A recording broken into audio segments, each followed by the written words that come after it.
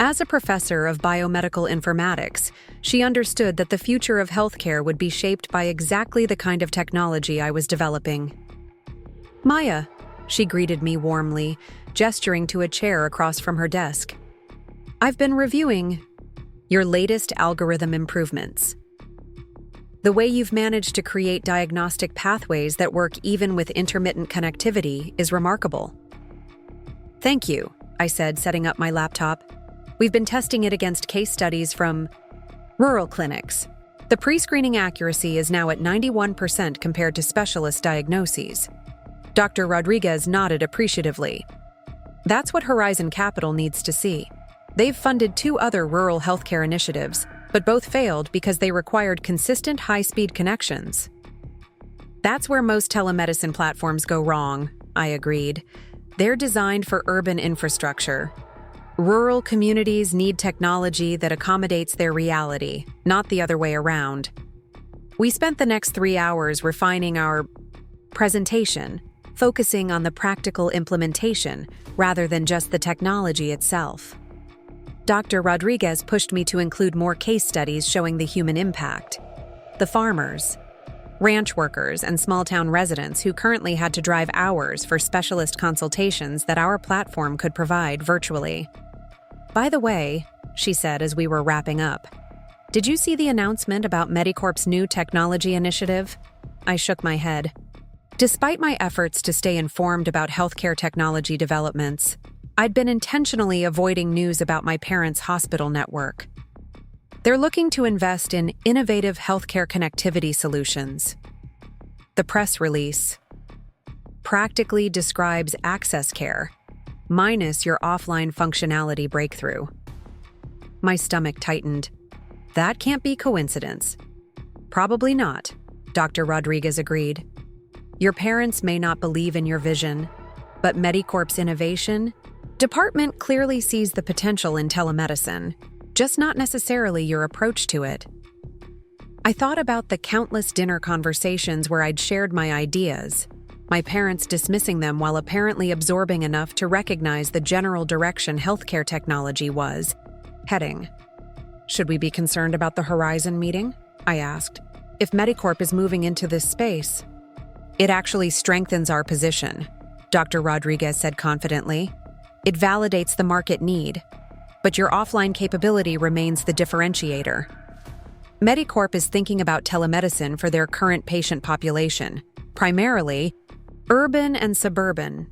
You're building for the communities they've always overlooked." As I left her office, I felt both validated and concerned. My parents had kicked me out for pursuing an unrealistic vision, yet their own organization was now moving in a similar direction. The irony would be amusing if it weren't so frustrating. Back at my apartment, I found Zoe already waiting, laptop open and surrounded by takeout containers. "Working lunch?" she explained. "I've been stress testing the rural connectivity simulator, and I think we need to make a few adjustments before Tuesday." We worked through the afternoon and into the evening, refining the system that would become our competitive advantage. Around 8 p.m., my phone buzzed with a text from an unknown number. "Maya, it's Vincent Taylor from MediCorp Innovation. We should talk. Your parents mentioned you were working on something in the telemedicine space." I showed the message to Zoe, who frowned. "Vincent Taylor? Isn't he the one who laughed at your senior project presentation?" "The very same," I confirmed, remembering the humiliation. Vincent had been a guest speaker, a real-world healthcare innovator, according to the introduction. When I'd presented my early concept for rural diagnostic connectivity, he'd commented that it was adorably optimistic, but fundamentally misguided about healthcare economics. "Are you going to respond?" Zoe asked. I considered this carefully. Vincent had connections throughout the Texas healthcare industry. Antagonizing him wouldn't be wise, but neither would I reveal our progress before securing our own investment. "I'll keep it professional but vague," I decided, typing. "Hi, Vincent. Yes, I'm working on a healthcare connectivity project, still in early development. Hope all is well at MediCorp." His response came immediately. "Let's meet. MediCorp is launching an innovation investment initiative. Your background might be a fit. Coffee tomorrow? Again, I showed Zoe the message. This feels suspiciously convenient, she said. Right. Before our investor meeting. I nodded, sharing her suspicion. My parents have always had perfect timing when it comes to undermining me. Remember how they scheduled their hospital fundraiser on the same day as my engineering showcase? So, what are you going to do? After a moment's thought, I replied to Vincent. Unfortunately, I'm booked solid this week with development work. Perhaps next week? This would safely put any meeting after our Horizon Capital pitch. His response was telling. Project must be further along than your parents suggested. Looking forward to hearing more next week. Well, that confirms they've been discussing me, I said to Zoe. Question is, are they worried I'll actually succeed or just trying to gather intelligence for their own telemedicine initiative? Either way, Zoe said, we need to lock down everything before Tuesday. No cloud uploads of the latest algorithm, code only on our secure drives, and let's change all our passwords just to be safe. I agreed, and we spent another hour securing our digital assets. It felt paranoid, but necessary. In the competitive healthcare technology landscape, our offline functionality breakthrough was our only real advantage. If MediCorp, with its massive resources and market position, were to implement a similar solution before we launched, Access Care would be finished before it began. That night, I barely slept, my mind racing with possibilities and concerns. By morning, I had made a decision. I texted Dr. Rodriguez. Can we move the Horizon meeting earlier? I'm concerned about competitive intelligence leaks. Her response was immediate and understanding. Already on it. Meeting moved to tomorrow at 9 a.m. Horizon actually appreciated the urgency. See you at their office, sending address separately. The accelerated timeline meant a frantic day of preparation, but by evening, Zoe and I had refined our demonstration to perfection. We had created a simulation showing how Access Care would function in a rural clinic with intermittent connectivity, precisely the scenario that had defeated other telemedicine platforms. As we packed up for the night, Zoe paused. You know, regardless of what happens tomorrow, what you've built is already amazing. From concept to working prototype in 6 months, mostly alone, with minimal resources. That's the kind of story tech legends are made of. Her words touched me more deeply than I expected.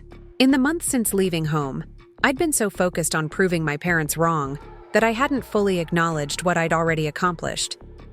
Regardless of what my parents or Vincent Taylor thought, I had built something valuable, something that could genuinely help people who had been overlooked by the traditional healthcare system. Thanks, Zoe. I couldn't have done it without you believing in this, too. After she left, I stood again at my window, looking out at the city lights. Tomorrow could change everything for Access Care, for the rural communities we hope to serve, and for my own future. The weight of possibility felt both terrifying and exhilarating. My phone buzzed with another text from Vincent. Your parents mentioned you might be running out of funds soon. Our offer could provide stability while you develop your ideas within MediCorp's ecosystem. I didn't respond. The timing and phrasing confirmed my suspicions.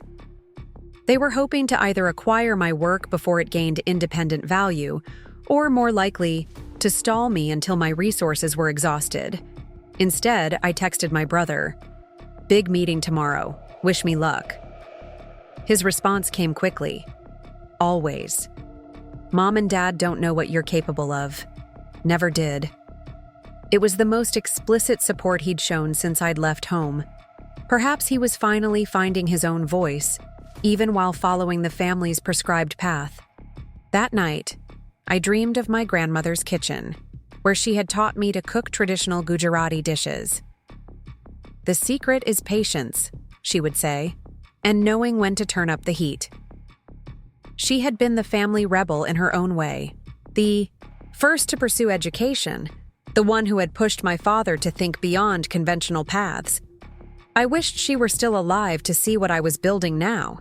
I woke early the next morning, dressed in my one professional outfit, a navy blazer over a simple blouse and pants, and carefully packed my laptop and demonstration materials. The Horizon Capital offices were in a gleaming downtown tower, a stark contrast to my humble apartment headquarters. Dr. Rodriguez met me in the lobby, her calm presence immediately settling my nerves. "You've got this, Maya," she said confidently. "Remember, they reached out to us after seeing your presentation at the Healthcare Technology Forum. They already believe in the concept. Today is just about confirming the execution." The meeting room was intimidatingly sleek, all glass and chrome, with a view overlooking the San Antonio River. 3 investors sat waiting: Sarah Blackwell, Horizon's healthcare technology specialist; James Norton, their financial analyst; and Elena Vega, a partner who, according to Dr. Rodriguez's whispered update, rarely attended initial pitches. "Ms. Patel," Elena began once introductions were complete, "we've reviewed your background and initial documentation. What interests us is not just the technology itself, but your personal connection to the problem you're solving. Could you start there?" This wasn't the opening I had expected, but it allowed me to speak from the heart. I told them about growing up watching my parents administer a healthcare system that unintentionally excluded rural communities, not out of malice, but out of logistical reality. While interning at rural clinics during college, I saw patients who had driven 3 hours for a 15-minute consultation that could have been handled remotely, if only the technology existed to bridge that gap reliably. Access care isn't about replacing medical professionals. It's about extending their reach to the people who need them most. From there, I moved into the technical demonstration, showing how our system could function even with the limited and intermittent connectivity typical in rural Texas. Zoe joined virtually to demonstrate the teleconference capabilities, simulating connection drops and recoveries without losing diagnostic data. The questions came rapidly after that: detailed technical inquiries from Sarah, financial projections from James, and strategic implementation queries from Elena. For 2 hours, we detailed every aspect of access care, from development roadmap to potential partnership strategies with rural clinics. Finally, Elena leaned back in her chair. "I have one last question, Ms. Patel.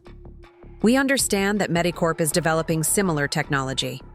They have resources, market position, and established relationships with healthcare providers. Why should we bet on access care instead?" The question I had been dreading. I took a deep breath before answering. MediCorp excels at improving existing healthcare delivery within established markets. What they don't understand, what they've never prioritized, is building technology specifically for underserved communities with infrastructure challenges. Our offline functionality wasn't an afterthought, it was our starting point. We didn't adapt urban telemedicine for rural use. We built rural telemedicine from the ground up. I paused, then decided to address the elephant in the room. And yes, my parents are executives at MediCorp. They believe my approach is fundamentally misguided. That perspective is exactly why their solution will ultimately fail in rural implementation, while ours will succeed. They're building for the healthcare system as it exists today. We're building for the patients who have been left behind by that system. A silence followed my statement. Then, unexpectedly, Elena smiled. "That's exactly what I wanted to hear." She glanced at her colleagues, who both nodded. "We'd like to offer Access Care $1, $2 million in seed funding, with an option for Series A participation when you reach your first implementation milestone." The amount was 3 times what we had hoped for in our most optimistic projections. For a moment, I couldn't speak. Dr. Preparing and narrating this story took us a lot of time, so if you are enjoying it, subscribe to our channel. It means a lot to us. Now back to the story. Rodriguez smoothly filled the gap. "That's a very generous offer. We'd need to review the terms, of course. Of course, Elena agreed. Our legal team will send over the documentation this afternoon. We'd like to move quickly on this, particularly given the competitive landscape. As we wrapped up the meeting, Elena pulled me aside. For what it's worth, Ms. Patel, I come from a small town in West Texas. My father had a heart attack when I was 12. The nearest cardiologist was 200 miles away. What you're building could have changed my family's life. Don't let anyone, including your parents, convince you this isn't worth doing. Her words stayed with me as Dr. Rodriguez and I left the building, still somewhat in shock from the successful outcome. $1, $2 million, I repeated once we were outside. We can actually build this for real. You already were building it for real, Dr. Rodriguez corrected gently. Now you just have the resources to do it faster and reach more people. She checked her watch. I have to get back to campus for a faculty meeting, but we should celebrate tonight. Dinner at my place with Zoe? I'll cook. I agreed and headed back to my apartment, my mind racing with next steps. With this funding, we could hire a full development team, secure proper office space, begin pilot programs with rural clinics. The possibilities seemed endless after months of scraping by. When I arrived home, I found another text from Vincent Taylor. Maya, just heard about your meeting with Horizon. Impressive. MediCorp would still like to discuss potential collaboration. Your parents are concerned about your going up against established players without proper support. So word had already spread. I wasn't entirely surprised. The healthcare technology community in Texas was small, and investors often shared information. What did surprise me was the continued outreach from MediCorp even after our funding success. I showed the message to Zoe when she arrived at my apartment an hour later, practically bouncing with excitement after hearing our news. They're worried, she said immediately. They didn't think you'd get funding. Now they're scrambling to either absorb you or neutralize you. You think so? I asked, though I suspected she was right. Absolutely. And I bet your parents are freaking out. Their delusional daughter just secured major funding for the exact concept they dismissed. I hadn't allowed myself to think about my parents' reaction, but Zoe was right. This would be impossible for them to ignore. Part of me, a part I wasn't entirely proud of, hoped they were indeed freaking out, as Zoe put it. But another part just felt a deep sadness at the distance between us and how it had come to this. Should I respond to Vincent? I asked. Zoe considered this. Professionally, yes, but on your terms, not theirs. You're not a desperate graduate with a pipe dream anymore. You're the CEO of a funded healthcare technology startup. CEO. The title felt both thrilling and terrifying. Until now, I'd been so focused on building the technology that I hadn't fully considered what my role would become if we succeeded. I drafted a response to Vincent. Thank you for your interest. Access Care has indeed secured seed funding and is moving forward with independent development. I'd be happy to discuss potential collaboration options once our core platform is established. Please feel free to contact me in about 3 months when we'll be considering partnership strategies. Perfect, Zoe approved. Professional, confident, and puts them on hold while we build our advantage. As we prepared to head to Dr. Rodriguez's for our celebration dinner, my phone rang with a number I instantly recognized. My father. After 6 months of silence from both parents, the timing was too perfect to be coincidence. Are you going to answer it? Zoe asked, seeing my hesitation. I stared at the phone for 3 more rings before finally declining the call. Not today, I said. Today we celebrate our vision, not their sudden interest in it. Instead, I texted my brother. Access Care just secured $1, $2 million in seed funding. Don't tell Mom and Dad yet. I want them to hear it through official channels. His response came instantly. Holy shit, Maya, that's amazing. Don't worry, I won't say a word. They'll find out soon enough when everyone starts talking about it. So proud of you, sis. As Zoe and I headed out to celebrate with Dr. Rodriguez, I felt a profound shift in my reality. 6 months ago, I had been kicked out of my parents' home, with garbage bags of belongings and labeled as worthless. Today, I was the founder of a funded healthcare technology company with the potential to transform rural medicine. The journey was just beginning, but for the first time, I wasn't building in silence anymore. Soon, my parents, and the entire healthcare industry, would hear Access Care's voice loud and clear. 3 months after securing our seed funding, I stood in the center of Access Care's new headquarters, a renovated textile factory on the east side of San Antonio. Sunlight streamed through the large industrial windows, illuminating our team of 12 developers, healthcare specialists, and operations staff working at their stations. The contrast between this vibrant workspace and my former cramped apartment wasn't lost on me. Neither was the irony that our first official office was another place my parents would have dismissed as unsuitable. The factory's brick walls now displayed our company values in modern lettering: connection, access, care. Simple words that embodied everything we were building. In the conference room, an actual conference room, not my tiny kitchen table, Zoe was leading a meeting with our new engineering team, reviewing the latest improvements to our rural connectivity protocol. Maya, called Jason, our newly hired operations manager, the rural clinic in Fredericksburg confirmed for our first pilot test next week. They're sending over their patient scheduling data today. I nodded, feeling a familiar mix of excitement and anxiety. After months of development, we were finally moving from theory to practice. Real clinics, real doctors, real patients in rural communities who would soon be connecting with specialists hundreds of miles away through our platform. My phone buzzed with an email notification. The sender made my heart skip. MediCorp Innovation Division. The subject line was equally telling. Formal partnership proposal. I opened it, scanning quickly through the corporate language to find the key points.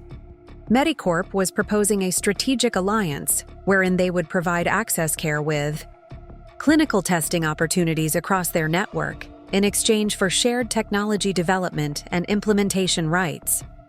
At the bottom of the email was a personal note. Maya, your parents don't know I'm reaching out. This could be beneficial for both sides. Let's discuss without preconceptions. Vincent. I forwarded the email to Dr. Rodriguez and Sofia Martinez, our business advisor and early investor. Within minutes, Sofia called. They're getting nervous, she said without preamble, her decades of business experience evident in her immediate assessment. You've secured funding, assembled a strong team, and you're about to begin field testing. They've probably been working on their competing solution and realized they're months behind. What should I do? I asked, trusting her judgment. Sofia had built and sold 3 successful healthcare companies before joining Horizon Capital as a partner and taking a particular interest in Access Care. Nothing for now, she advised. Let them send a formal proposal. We'll evaluate it objectively, same as any potential partnership. But remember, they dismissed your vision until it proved viable. Now they want to share in your innovation without having taken any of the risk. After we hung up, I gazed out at our team. Each person here had believed in Access Care when it was nothing more than code on my laptop and sketches on napkins. They had joined not because we offered the highest salaries. We couldn't compete with established tech companies on that front.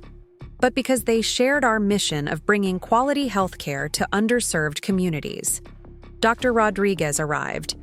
An hour later, heading straight to my glass-walled office, another upgrade that still felt surreal. I've reviewed MediCorp's email, she said, settling into a chair. Interesting timing.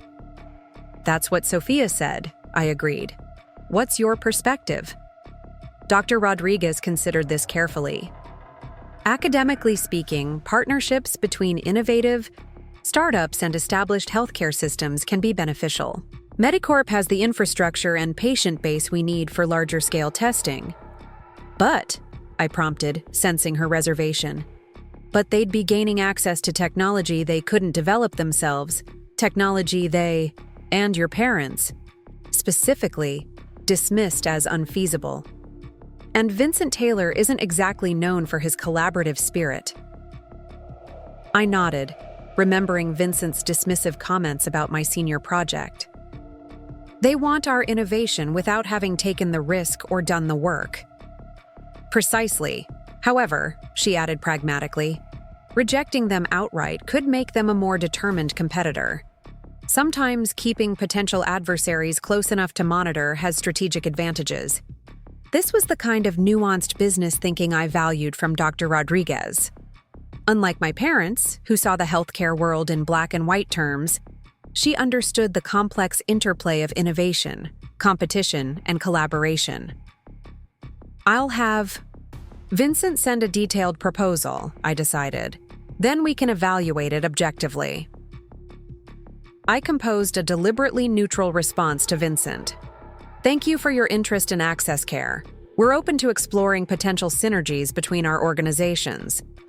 Please send a comprehensive proposal including specific terms regarding technology sharing, clinical access, and financial considerations. The following week was consumed with preparations for our first field test. The rural clinic in Fredericksburg had agreed to implement access care for 30 days, connecting their patients with specialists at a San Antonio hospital.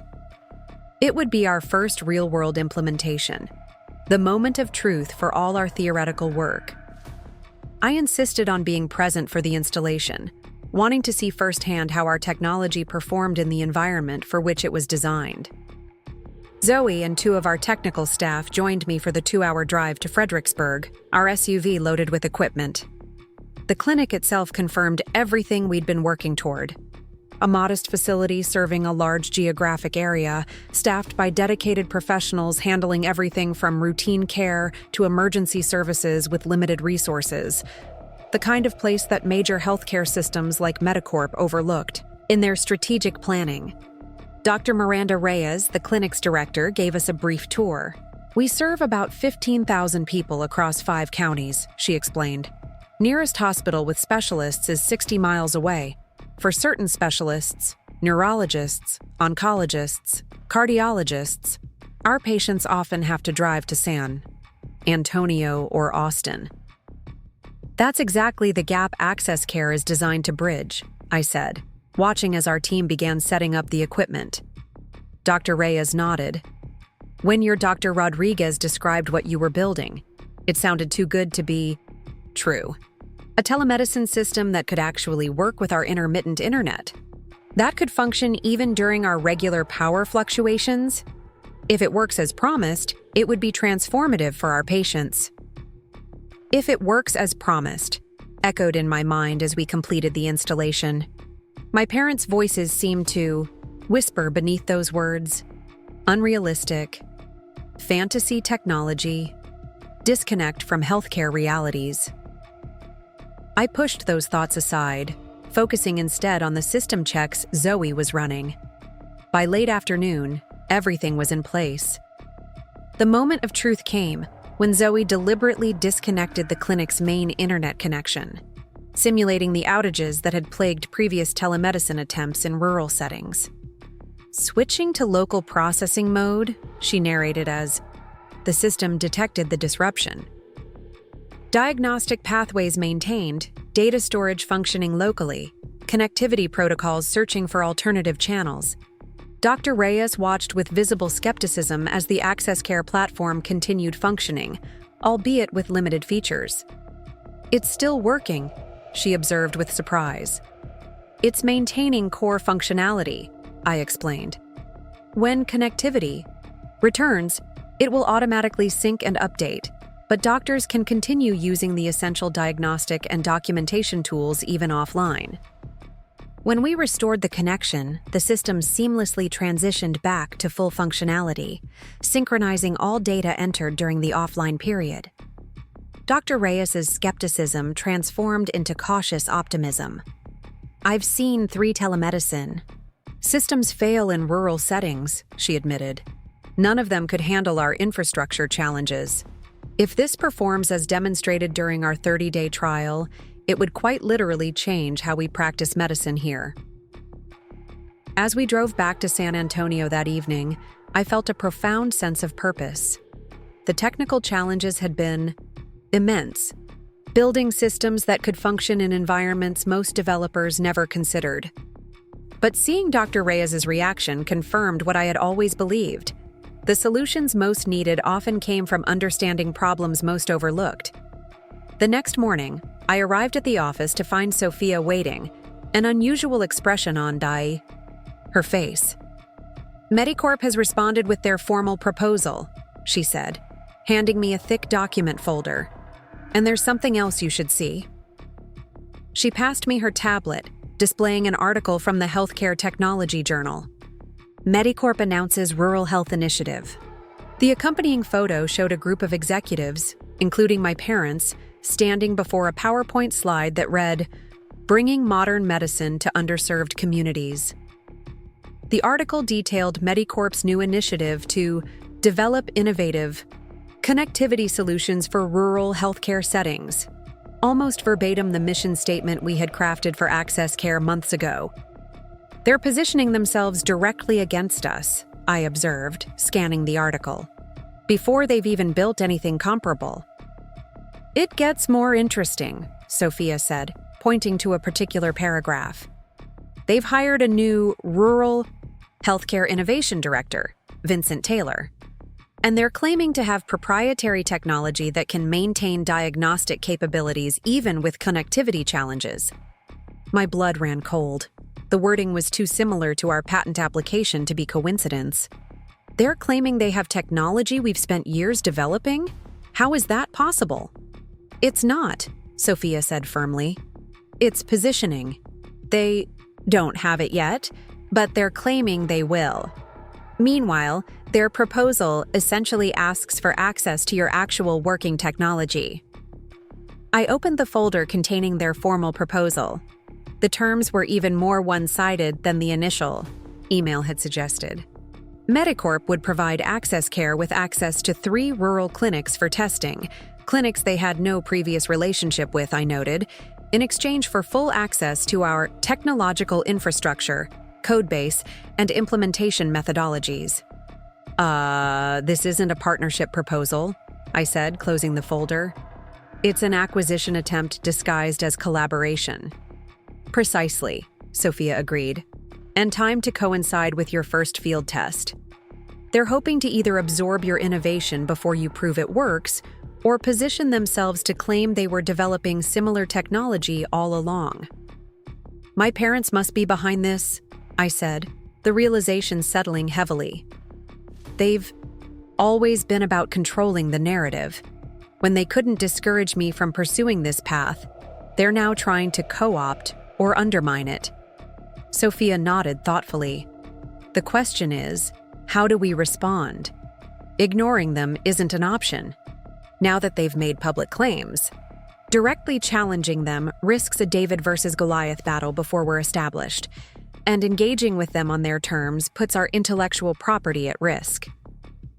I considered our options, remembering my grandmother's advice about strategic patience. We focus on execution, not reaction, I decided. Let's accelerate our field testing. If we can get testimonials and data from the Fredericksburg clinic before MediCorp can actually develop anything, we establish our legitimate claim to this innovation. Good, Sophia approved. And the proposal? We decline respectfully, citing concerns about intellectual property protection. But we leave the door open for future discussions once both our technologies are market validated. Sophia smiled. You're thinking like a CEO now, not just an innovator. Let's draft the response together. Over the next 2 weeks, Access Care's team worked around the clock. The Fredericksburg implementation was proceeding better than expected, with clinic staff quickly adapting to the system. We accelerated our timeline, adding 2 more rural clinics to our pilot program, small facilities in Junction and Rock Springs that Dr. Reyes had recommended. Meanwhile, MediCorp's publicity campaign continued.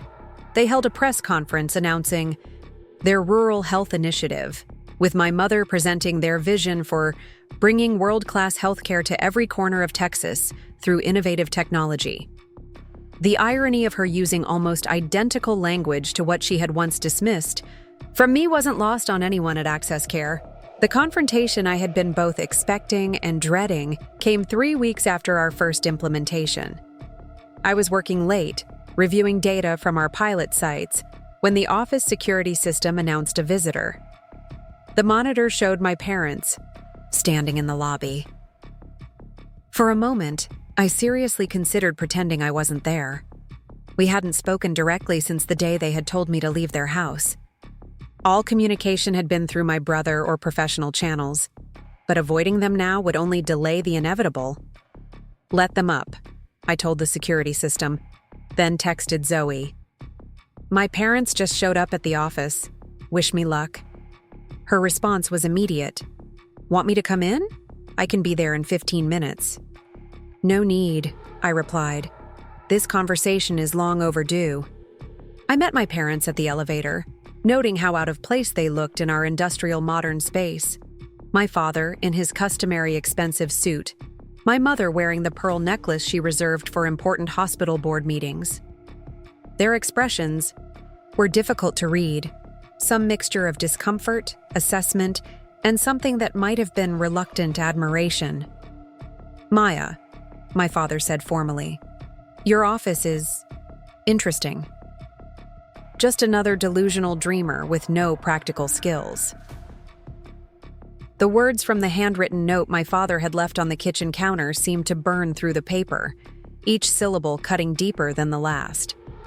I placed the note on my makeshift desk, a repurposed door balanced on milk crates, and gazed out the window of my cramped San Antonio apartment at the early morning traffic below. Before we jump back in, tell us where you're tuning in from, and if this story touches you, make sure you're subscribed, because tomorrow I've saved something extra special for you. How surreal that after 4 years of top grades in biomedical engineering at UT Austin, my own parents had reduced me to nothing more than a disappointment they needed to remove from their pristine Lakeway home. My name is Maya Patel, and at 22 years old, I never expected to be labeled as having unrealistic ambitions and wasting the family's resources in a note that would permanently mark my exile from the place I once called home. Especially not while I was finalizing code for a healthcare algorithm that could potentially transform how rural communities access medical diagnostics, the very innovation my parents, both prestigious hospital administrators, had dismissed as fantasy technology that would never be adopted in the real medical world. I glanced at the other side of my studio apartment, where my dual monitors displayed lines of code for the Access Care platform. The notification sound from my laptop pulled my attention back to reality. Another email from Dr. Rodriguez, my former professor and now mentor, confirming our meeting with a potential angel investor next week. The irony wasn't lost on me. While my parents had packed my belongings in garbage bags and told me to get a real job. 6 months ago, I had been quietly building the very technology they claimed would never work. My parents, with their executive titles at MediCorp, one of Texas's largest hospital networks, had always measured success by credentials, prestige, and conformity to established medical practice. You think some app is going to replace years of medical training? My mother had scoffed during our final argument. This obsession with technology is just an excuse to avoid real work, Maya. Every hospital administrator knows these Silicon Valley healthcare disruptions are just fads. My father had been even more cutting. We didn't put you through an engineering degree for you to throw away real job opportunities. Chen Medical offered you a development position with a clear path to management. Instead, you want to live like a starving artist chasing this pipe dream? What they didn't understand, what they refused to see, was that Access Care wasn't trying to replace doctors. It was designed to extend their reach, using machine learning to pre-screen symptoms, prioritize cases, and connect remote patients with specialists they would otherwise never access.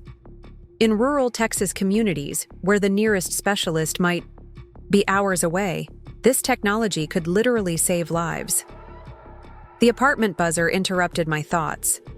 Through the grainy intercom video, I could see Zoe waiting outside, balancing coffee cups in one hand and her laptop bag in the other.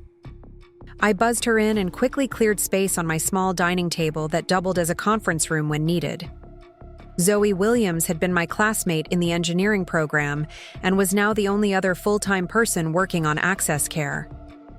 While I handled the core diagnostic algorithms, Zoe had built the telecommunications framework that would allow stable connections even in areas with limited bandwidth, a critical feature for the rural communities we hope to serve. "Morning, future healthcare revolutionary," she said, handing me a coffee as she entered. "Ready to finalize the prototype before the investor meeting?" I nodded, taking a grateful sip. "Dr. Rodriguez thinks this investor actually gets our vision. Not just the profit potential, but the access angle, too." "Speaking of angles," Zoe said, pulling out her laptop, "I saw your parents at that MediCorp tech showcase yesterday. They were presenting their new patient management system, the one that's basically a repackaged version of software from 2010. I felt the familiar twist in my stomach whenever my parents were mentioned. Let me guess. Lots of buzzwords, minimal innovation, major price tag. Basically. Oh, and your mom was wearing that pearl necklace she always saves for important presentations. You know, the one she refused to let you borrow for your innovation. Pitch at the healthcare conference last year because she said it would be wasted on your presentation." I turned back to my code, trying to push away the memory of that particular humiliation. The conference where my own parents had sat stone-faced during my presentation, then left immediately after without a word. I later overheard my father telling a colleague I was just going through a tech phase and would eventually come to my senses and join the real healthcare world. "They're still expecting me to fail," I said quietly, "to come crawling back when my savings run out." Zoe looked up from her screen, her expression serious. "Then let's make sure that never happens."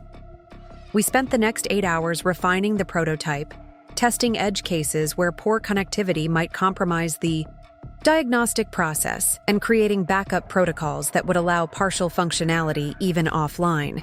This was the key innovation that separated access care from the half-dozen other telemedicine platforms that had failed in rural implementation.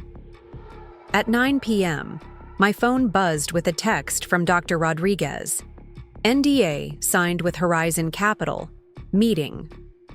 Confirmed for Tuesday. They're intrigued by the rural healthcare angle. Be ready to demonstrate offline capabilities." I showed the message to Zoe, who was packing up her things. "This is it," she said. "If we get this seed funding, we can finally hire that back-end developer and maybe even get you a real desk." After she left, I stood at my window overlooking the San Antonio cityscape. 6 months ago, I'd arrived here with nothing but garbage, bags of clothes, my laptop, and an unwavering belief in what healthcare technology could become. I'd chosen San Antonio specifically because it sat at the crossroads between Texas's major metropolitan areas and the rural communities that desperately needed better healthcare access. My tiny apartment had become both living space and headquarters for what I still firmly believed could transform rural healthcare. My savings from university scholarships and part-time coding jobs were dwindling, but I'd stretched them by living on ramen and free coffee from the coding meetups I attended. To network. My phone buzzed again, this time with a text from my younger brother, Arjun. "Mom and Dad got the Innovation Award at the hospital board dinner tonight. Dad mentioned in his speech how some people want to disrupt healthcare without understanding its complexities. Pretty sure that was aimed at you." I wasn't surprised. My parents had been using me as a cautionary tale since I'd left. The promising daughter who'd thrown away a real career for a tech fantasy. What they didn't know, what I hadn't told any family members, was how close Access Care was to securing its first investment. My grandmother had always told me, "Success speaks louder than explanations, Maya." It was one of the few family philosophies I still carried with me. Rather than argue with my parents' perception, I would build something so undeniably valuable that its merit would speak for itself. I responded to Arjun with a simple, "Congrats to them on the award." No point in engaging further. My brother was caught in the middle, still living at home while attending medical school, following the approved family path that I had rejected. Turning back to my workstation, I made a few final adjustments to the algorithm before bed.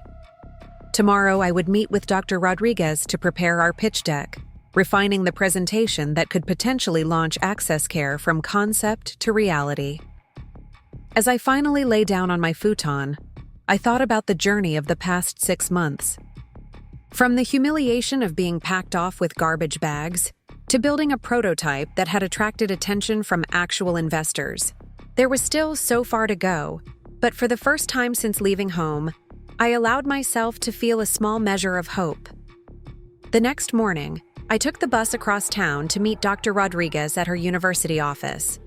Unlike my parents, who saw my technology aspirations as a rejection of their medical establishment values, Olivia Rodriguez had recognized the potential in merging both worlds.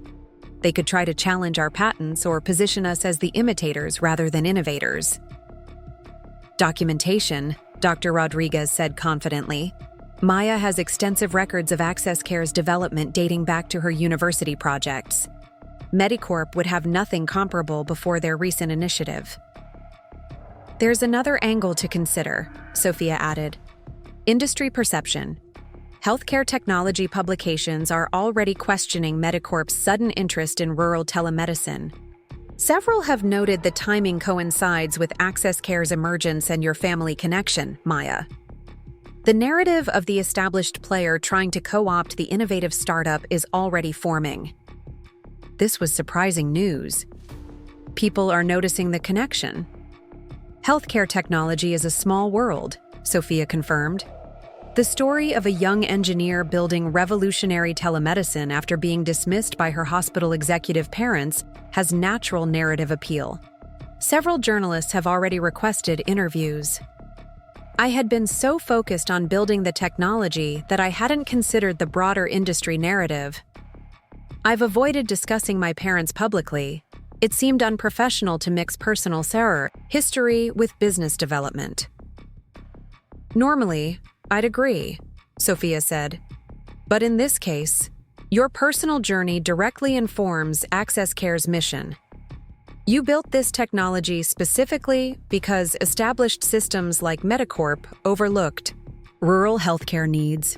That authentic connection resonates with both investors and potential partners. So, what's our strategy? Asked Jason, our operations manager. Do we engage with media requests, accelerate our implementation timeline, respond to MediCorp's claims? I considered our options carefully. We focus on execution, not reaction. Let's accelerate our pilot implementations. I want 5 rural clinics using Access Care within the next month. Dr. Rodriguez, can you help us identify additional sites? She nodded. I have connections with rural healthcare networks across Texas. Many are desperate for exactly what we're building. Perfect. Zoe, let's prioritize documenting our offline functionality performance in these implementations.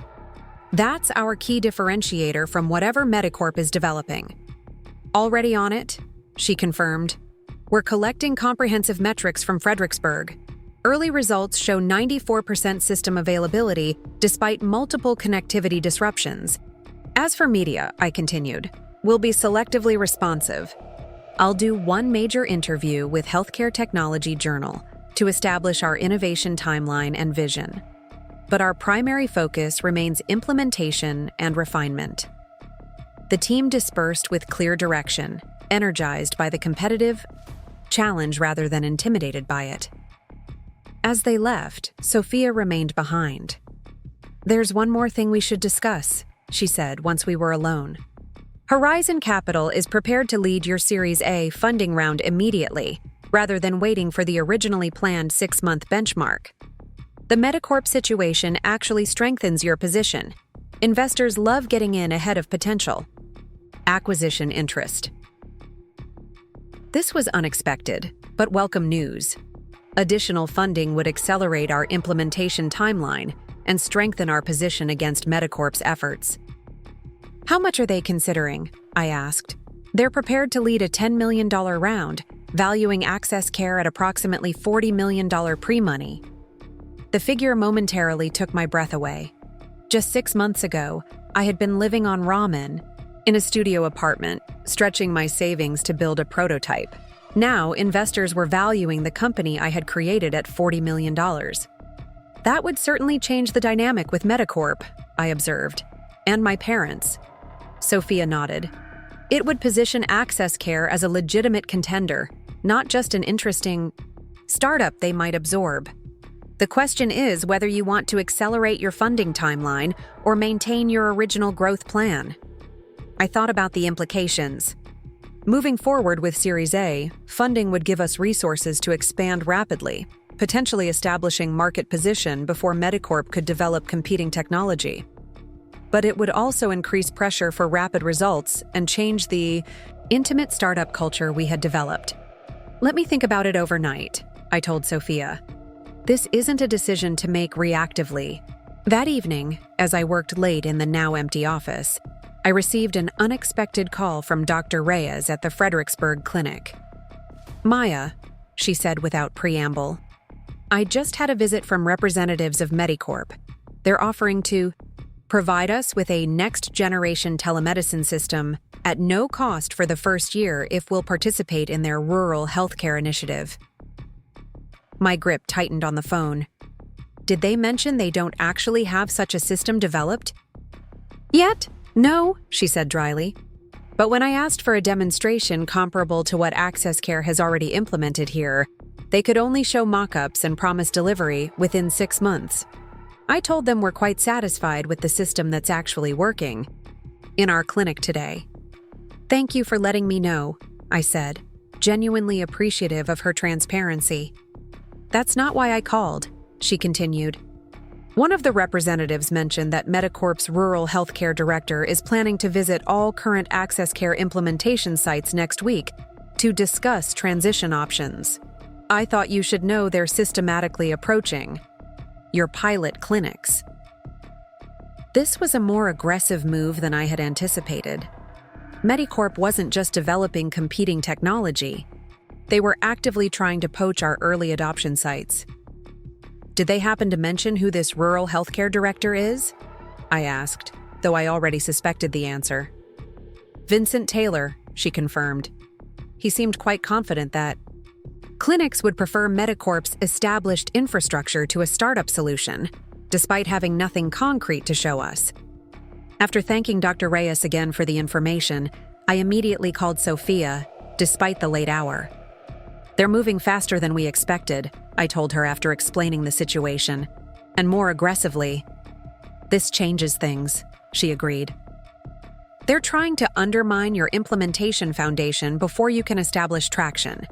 Standard corporate tactic against innovators. If you can't beat the technology, control the market access. In that case, I decided, let's move forward with the Series A immediately. And I'd like to schedule that Healthcare Technology Journal interview as soon as possible. It's time to establish our innovation story clearly and publicly. The following days were a whirlwind of activity. Sophia arranged meetings with Horizon Capital and other potential investors for the Series A round. The Healthcare Technology Journal scheduled an interview and photo shoot at our headquarters. And most significantly, we accelerated deployment to 3 additional rural clinics, working around the clock to expand our implementation footprint before Vincent's planned visits. The interview with Healthcare Technology Journal became a turning point. The reporter, Maya Patel, no relation, had done extensive background research, including reviewing my university projects and early Access Care documentation. You've been working on rural connectivity solutions for years, she observed as we sat in Access Care's conference room, long before MediCorp announced their initiative. Yes, I confirmed. The specific challenges of healthcare delivery in infrastructure-limited environments have been my focus since undergraduate research. Access Care's core technology, particularly our offline functionality protocol, has been in development for over 3 years. And yet MediCorp, where your parents are executives, recently announced very similar development goals, she noted. How do you respond to that timing? I had prepared for this question, knowing it needed careful handling. Innovation often emerges from identifying overlooked needs. Access Care recognized rural healthcare connectivity as an underserved market. It's not surprising that others would eventually recognize that same opportunity. Including your parents, who reportedly discouraged your initial pursuit of this technology, she pressed. I paused, considering how much personal history to share. My parents have extensive experience in traditional healthcare delivery. Their perspective is valuable within that context. Access Care was founded on the belief that new healthcare challenges require new technological approaches, sometimes developed outside established systems. The article was published 3 days later with the headline, "The Future of Rural Healthcare Was Built in a Studio Apartment: How Access Care's Maya Patel Created What Healthcare Giants Couldn't." The piece detailed Access Care's development journey, our successful early implementations, and the contrast with MediCorp's recently announced but as yet undelivered initiative. Most significantly, it included statements from Dr. Reyes and other rural clinic directors about Access Care's functioning technology versus MediCorp's promises of future development. The narrative was clear. A dedicated young engineer had built working solutions for overlooked communities, while an established healthcare giant was now trying to claim that innovation space without having done the actual work. The timing couldn't have been better. The article was published the same day we closed our Series A funding, $12 million oversubscribed from the initial target, with a valuation even higher than Sophia had initially suggested. The combination of positive press and substantial funding positioned Access Care as a legitimate contender, not just an interesting startup MediCorp might absorb. Vincent's planned visits to our implementation sites suddenly took on a different character. Instead of arriving as the representative of a dominant healthcare system offering superior resources, he would now be seen as the agent of a larger competitor trying to displace a successful innovator already serving these communities. The morning after the funding announcement, I received a text from my brother. "Congratulations on the Series A. You're the talk of MediCorp headquarters." Today, Mom and Dad are in emergency meetings with the executive team. I think they finally realize you weren't just playing entrepreneur. I smiled at his phrasing, remembering how my parents had dismissed my work as playing with code and pretending to be a Silicon Valley disruptor. Now, Access Care was being featured in industry publications and attracting 8-figure investment. The validation felt significant, but I reminded myself that our true measure of success wouldn't be investor interest or media coverage, but the impact on rural healthcare delivery. Later that day, Vincent Taylor requested another meeting, this time with a notably different tone. In light of Access Care's recent funding success, MediCorp would like to discuss potential strategic partnership opportunities on revised terms. Your innovation in rural healthcare connectivity aligns with our broader rural health initiative goals. I shared the message with Sophia, who laughed. Amazing how $12 million in funding and positive industry press can change a corporation's perspective on your fantasy technology. Should we take the meeting? I asked. Absolutely, she replied, but on your terms, not theirs, and with full recognition of Access Care's established position as the innovator in this space. As I prepared for whatever revised offer MediCorp might present, I reflected on the journey that had brought me here. 6 months ago, I had been cast out of my parents' home with garbage bags of belongings and labeled as delusional for pursuing my vision. Now that same vision had attracted millions in investment, was successfully implementing in rural clinics and had forced one of Texas's largest healthcare systems to acknowledge its value. The path forward remained challenging.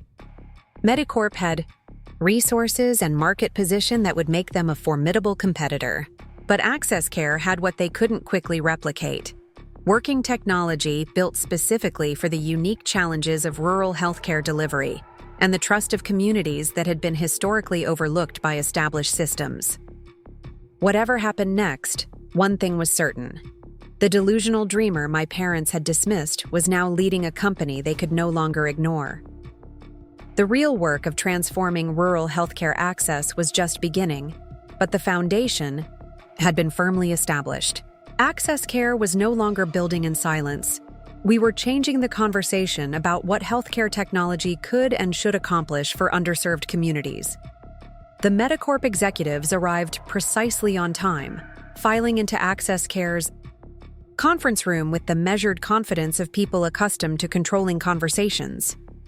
Vincent Taylor led the group, followed by the Chief Innovation Officer Patricia Donovan, and, to my surprise, my father. My mother was notably absent.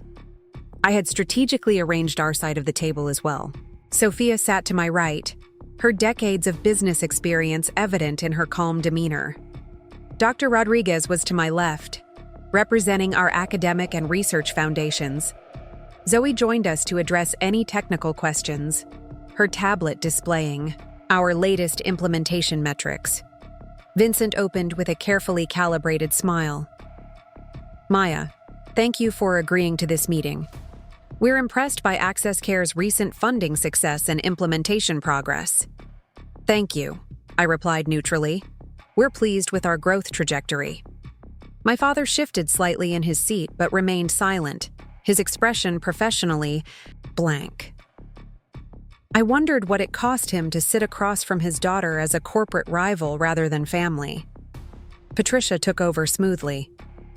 As you know, MediCorp has been developing our rural healthcare initiative with goals that align closely with Access Care's mission. We believe there's a compelling opportunity for collaboration that would benefit both organizations and, most importantly, the rural communities we all aim to serve. She slid a folder across the table. Another proposal, this one in a significantly more elegant binding than the previous version. We've completely revised our partnership terms to reflect Access Care's established market position and technological advantages. I opened the folder, scanning the executive summary while passing copies to my team. The terms were indeed substantially different. Rather than the technology absorption model they had previously proposed, MediCorp was now offering a strategic investment, $25 million for a 30% ownership stake in Access Care, with guaranteed clinical implementation across MediCorp's entire network. This represents a significant premium over your recent valuation, Vincent noted, watching my reaction. It reflects our recognition of Access Care's innovation leadership in rural healthcare connectivity. I glanced at Sophia, who gave a nearly imperceptible nod. The offer was financially generous, perhaps too generous, which raised its own questions. What's your implementation timeline for the MediCorp Rural Initiative? Access Care's identity as an independent innovator had attracted talented developers who might have otherwise joined larger technology companies. Our mission of serving overlooked rural communities resonated deeply with the team. Would alignment with MediCorp, even partial alignment, diminish that distinctive culture? After 2 days of deliberation, I made my decision. We would decline the revised partnership offer, but propose an expanded implementation agreement. Access Care would provide our connectivity platform to MediCorp's entire rural network under a 5-year licensing arrangement, with no equity transfer. To make the offer more attractive, we would include customization options allowing MediCorp to present the technology as part of their branded rural initiative. When I communicated this decision to the team, reactions were mixed. Some expressed concern about declining such favorable financial terms. Others worried about MediCorp becoming a competitor rather than partner. but most supported maintaining complete independence, particularly given Vincent's demonstrated willingness to undermine access care even while proposing partnership. I delivered our decision personally, requesting a meeting with Patricia rather than the full executive team. My father, I noticed, was again absent. "Patricia," I began once we were seated in her office at MediCorp headquarters, "I appreciate the revised partnership terms MediCorp has proposed. They demonstrate genuine recognition of Access Care's value and innovation leadership." She nodded expectantly. "However, after careful consideration with our board and investors, we've determined that equity partnership, even with the reduced stake, doesn't align with Access Care's independent development path."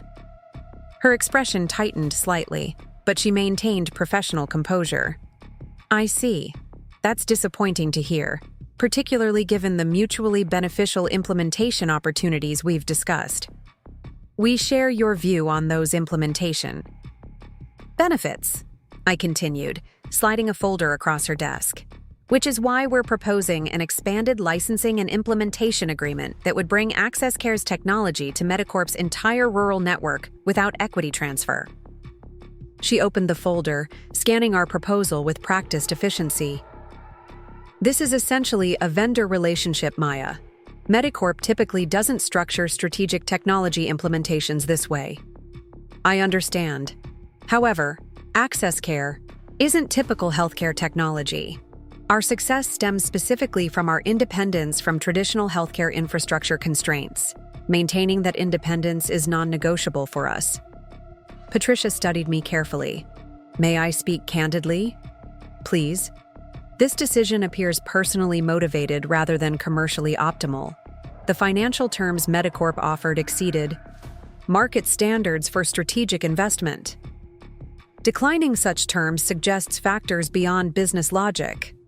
It was a direct challenge, suggesting I was letting personal history with my parents influence business decisions. But she was partially right, just not in the way she assumed. The decision is absolutely personal, Patricia, but not in the way you might think. I built Access Care specifically because established healthcare systems weren't serving rural communities effectively. Our independence from traditional healthcare thinking is precisely what enabled us to develop solutions others missed." I gestured toward the implementation proposal. "This arrangement allows MediCorp to fulfill its rural initiative commitments immediately using proven technology. It provides Access Care with expanded implementation scope and substantial revenue. Those are sound business benefits without compromising the independence that drives our innovation." Patricia closed the folder, her expression unreadable. "I'll present this to the executive committee, but I should warn you, the board was specifically interested in equity position, not vendor relationship. I understand, and I respect MediCorp's investment preferences. However, Access Care's independence isn't a negotiable feature. It's fundamental to our innovation approach and team culture." As I left MediCorp headquarters, I felt a complex mixture of emotions. Had I just walked away from an extraordinarily favorable financial opportunity based on principle? Or had I protected Access Care's most valuable asset, its independence from established healthcare system constraints? My phone buzzed with a text from my father. "Just heard about your decision from Patricia. Your mother and I would like to meet, not as MediCorp executives, just family. Dinner at our house Friday?" The invitation surprised me. We hadn't had a family conversation since the day they had told me to leave. All subsequent interactions had been in professional contexts. Was this a genuine attempt at reconciliation or another strategy to influence Access Care's decisions? I texted my brother before responding. "Mom and Dad invited me for family dinner Friday. Genuine reconciliation attempt or strategic move?"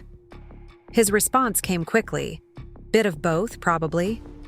Dad was genuinely impressed by your counter-proposal structure. Mom's been unusually reflective lately about how they handled your departure. But they're still who they are." After consideration, I accepted the invitation with clear boundaries. I'd appreciate that. To be clear, no business discussion, just family. My father's response was simple. Agreed. Just family. The following day, MediCorp's executive committee made their decision. Patricia called personally to deliver the news. The committee has reviewed AccessCare's implementation proposal, she began formally. While they remain disappointed about the declined equity partnership, they've authorized me to proceed with a modified version of your licensing arrangement. I listened as she outlined their counterterms. 3-year agreement rather than 5 slightly reduced licensing fees, but maintained implementation commitment across their rural network. The terms were reasonable, actually better than I had expected given their previous insistence on equity position. That's acceptable to AccessCare, I confirmed. Our legal team will review the detailed agreement, but the structure and terms align with our vision for collaboration. There's one more thing, Maya, Patricia added, her tone shifting slightly. This is somewhat unprecedented, but the committee has authorized me to offer you a position as well. Consulting Director for MediCorp's Rural Innovation Division, working alongside Vincent to guide implementation of AccessCare's technology across our network. The offer caught me completely off guard. I'm not looking to join MediCorp, Patricia. AccessCare requires my full attention. This wouldn't be employment in the traditional sense, she clarified. More advisory capacity, 10 hours weekly, compensated at executive consulting rates. The committee feels having your direct involvement would ensure optimal integration of your technology within our clinical workflows. I considered the implications carefully. On one hand, this role would give me visibility into MediCorp's operations and implementation challenges, potentially valuable intelligence for AccessCare's future development.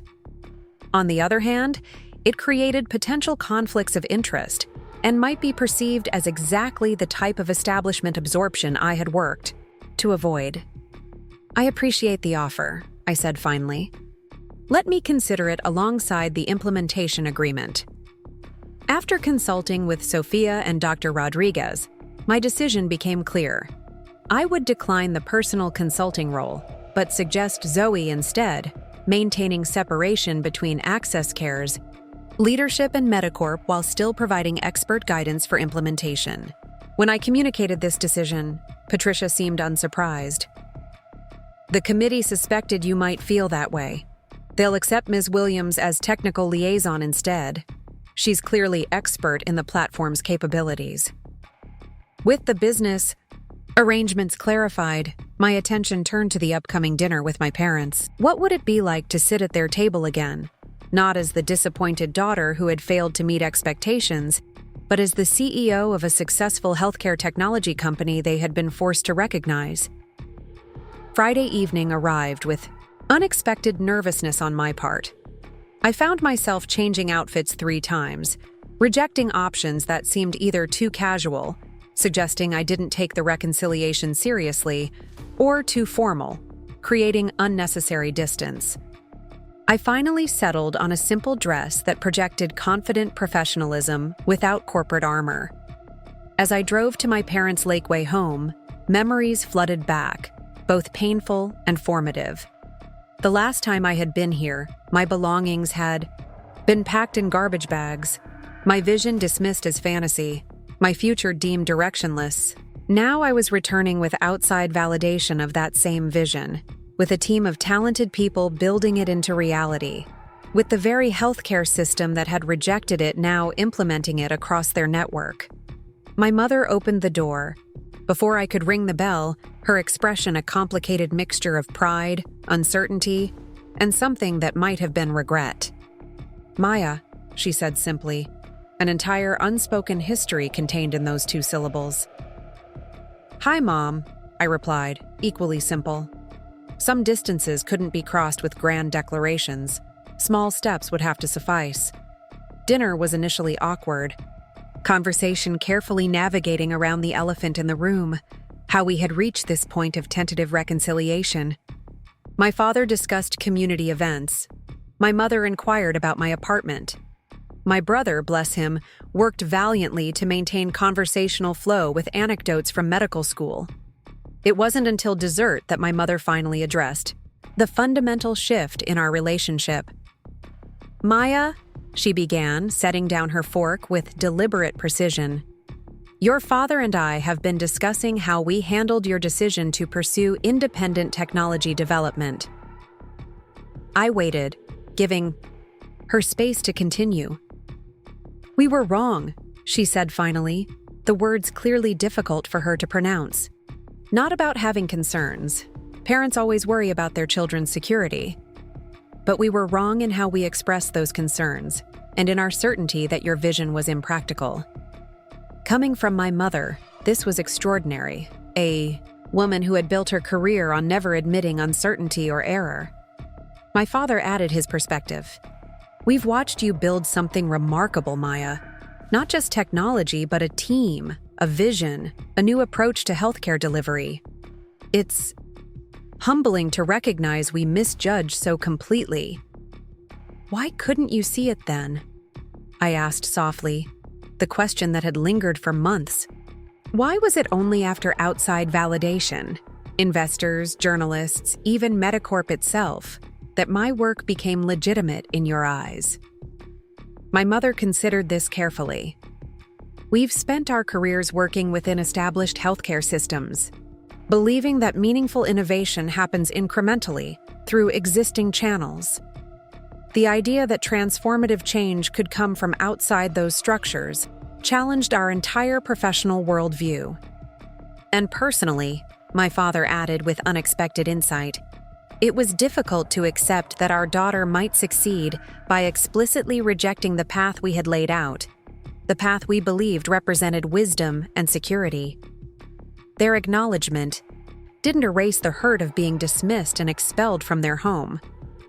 But it offered something I hadn't expected: genuine recognition of the validity in my different approach, not just acceptance of its proven success. "The healthcare system needs both approaches," I said finally. "Established institutions provide stability and reach. Independent innovators create solutions that might never emerge within traditional constraints. Neither approach is inherently superior, they're complementary." My mother reached across the table, tentatively taking my hand, the first physical contact since our estrangement. "Access care is going to change rural healthcare delivery, isn't it? Not just temporarily, but fundamentally." "That's the goal," I confirmed. "And with the MediCorp implementation agreement, we'll reach communities much faster than we could independently." "While maintaining your autonomy," my father noted with a hint of professional admiration. "The structure of your counter-proposal was quite brilliant." Patricia was impressed, though frustrated. "No business discussion, remember?" My brother interjected with a grin. Those were the ground rules. We all laughed, the tension finally breaking. The relationship wasn't fully repaired. Too much had happened for instant reconciliation. But a bridge had been established. Recognition extended on both sides. They had acknowledged the validity of my different path. I had acknowledged the potential value in collaboration with established systems, albeit on my terms. As I drove home that evening, I reflected on the journey that had brought us to this point. 6 months ago, I had been labeled delusional for pursuing a vision that established healthcare systems couldn't see. Now that same vision was being implemented across MediCorp's entire rural network, while Access Care maintained its independence and innovative approach. The most satisfying validation wasn't the investment funding or media coverage or even my parents' belated recognition. It was the messages from rural clinic directors describing how Access Care's technology was already changing patient outcomes, connecting remote communities with specialists, enabling diagnoses that would have previously required hours of travel, extending quality healthcare to people who had been systematically underserved. That impact, tangible, measurable, human, was the true vindication of the vision I had refused to abandon, even when those closest to me had dismissed it as worthless. The journey was far from complete, but its direction was now unmistakable. Access Care was transforming rural healthcare delivery, one connection at a time, proving that sometimes the most valuable innovations come from those willing to build differently, regardless of established expectations. 18 months later, I stood on the stage of the Texas Healthcare Innovation Summit, looking out at an audience of medical professionals, technology executives, and healthcare administrators from across the state. The irony wasn't lost on me that many of these same people had dismissed rural telemedicine as impractical just 2 years earlier. Now they were here to learn how Access Care had transformed healthcare delivery in over 300 rural communities across Texas, Oklahoma, and New Mexico. Behind me, the presentation screen displayed our latest impact metrics: 94% patient satisfaction rates, 67% reduction in specialist wait times for rural patients, and most significantly, a 31% improvement in early diagnosis rates for serious conditions in previously underserved areas. These weren't just numbers, they represented thousands of individual stories of improved healthcare access. The key insight that launched Access Care, I explained to the attentive audience, was recognizing that rural healthcare needed technology built specifically for rural challenges, not urban solutions adapted for different environments. When you design from the ground up for intermittent connectivity, limited bandwidth, and infrastructure challenges, you create something fundamentally different from traditional telemedicine platforms. In the audience, I spotted familiar faces. Dr. Rodriguez sat in the third row, beaming with the pride of a mentor watching her student exceed all expectations. Sophia was near the back, already fielding questions from other investors interested in Access Care's expansion into adjacent markets. Most surprisingly, my parents sat together in the middle section, my father taking notes while my mother listened with the focused attention she typically reserved for board presentations. Our relationship had evolved considerably since that tentative family dinner. They had become genuinely supportive of Access Care's mission, even serving as informal advisors when I needed insights into traditional healthcare system dynamics. The transformation wasn't instant or complete. Old patterns of interaction died hard, but it was authentic. During the Q&A session, a hospital administrator from Dallas raised his hand. "Ms. Patel, Access Care's success is impressive, but how do you maintain technology innovation while scaling across diverse rural markets? Many startups struggle when they move beyond their initial implementation areas." It was an excellent question that cut to the heart of our strategic challenges. The answer lies in maintaining our core principle. Technology designed for the most challenging environments works everywhere, but the reverse isn't true. We've never compromised our offline functionality or adapted our platform to be easier to implement in better connected areas. That consistency means our technology performs reliably regardless of local infrastructure variations. A physician from Austin followed up. "What's your relationship now with established healthcare systems like MediCorp? Are you still considered competitors, or has that dynamic evolved?" I smiled, thinking of the complex journey that had brought us to our current industry position. Access Care maintains strategic implementation partnerships with several major healthcare networks, including MediCorp. The key was establishing these relationships as technology collaborations rather than corporate integrations. We provide specialized rural connectivity solutions while they provide clinical infrastructure and specialist networks. It's complementary, rather than competitive.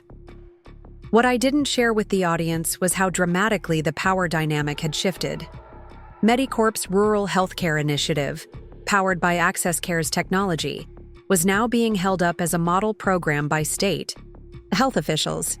Vincent Taylor, who had once dismissed my vision as adorably optimistic, now regularly cited Access Care's innovations in his conference presentations, with proper attribution after some early oversights had been diplomatically corrected. The most profound change, however, wasn't in corporate relationships or industry recognition. It was in the letters and messages I received weekly from rural patients whose lives had been directly impacted by Access Care's technology. Mrs. Elena Gutierrez from a small town near the Mexican border, whose daughter's rare genetic condition was diagnosed through our platform, connecting her with a specialist in Houston she never could have accessed otherwise. Tom Richardson, a rancher whose heart condition was monitored remotely by cardiologists, allowing him to maintain his livelihood while receiving world-class care. These stories reminded me daily why I had refused to abandon my vision even when it seemed everyone around me considered it worthless. The technology we had built wasn't just connecting rural communities to healthcare. It was fundamentally equalizing access to medical expertise regardless of geographic location or economic status. After my presentation concluded to enthusiastic applause, I was approached by Dr. Sarah Kim from the University of Texas Health Science Center. Maya, I've been following Access Care's development since your Healthcare Technology Journal feature last year. We're launching a new program in rural health innovation, and I'd love to discuss potential collaboration opportunities. These conversations had become routine, universities wanting to study our implementation model, healthcare systems seeking licensing agreements, technology companies interested in partnership opportunities. Access Care had evolved from a startup fighting for recognition to an established player that others sought to emulate. Later that evening, at the summit's networking reception, I found myself in conversation with a group of medical students who had attended my presentation. Their enthusiasm reminded me of my own excitement when I first envisioned how technology could transform healthcare accessibility. What advice would you give to someone interested in healthcare innovation but facing skepticism from family or mentors?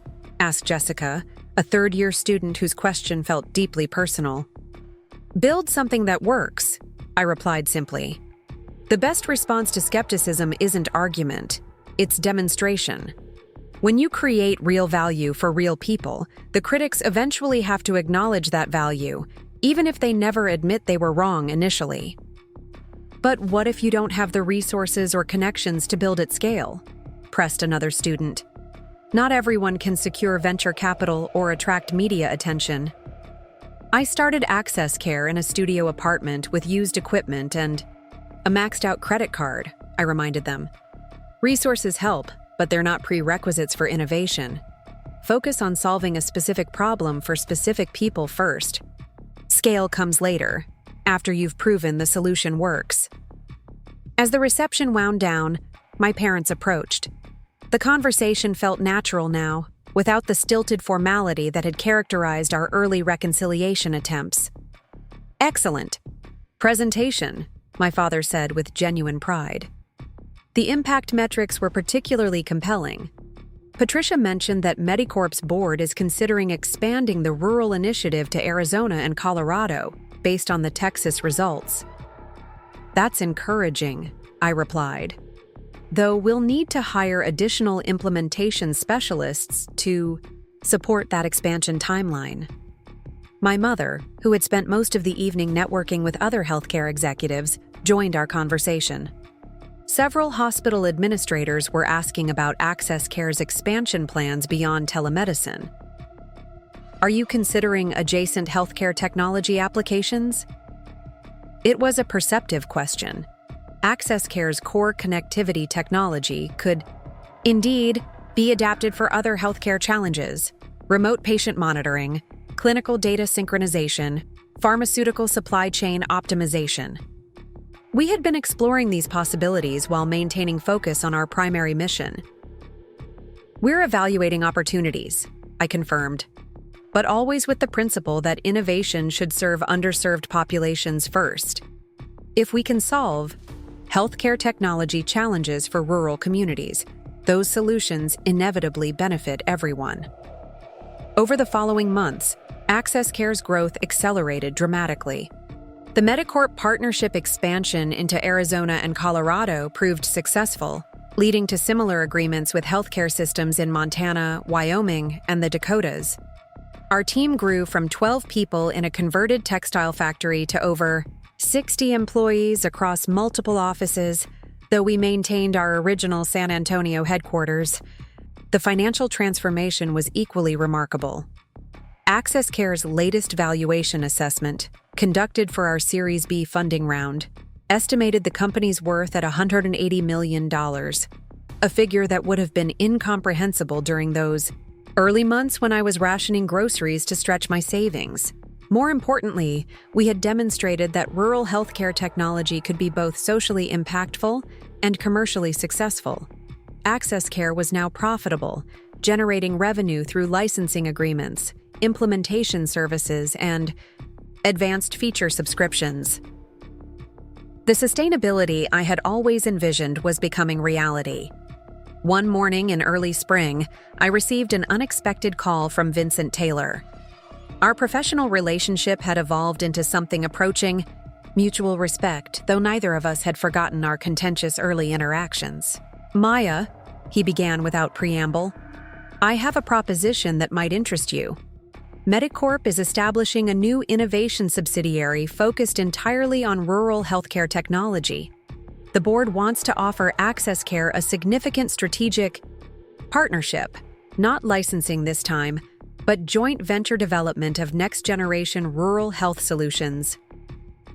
The offer was intriguing, though I remained cautious about any arrangement that might compromise Access Care's independence.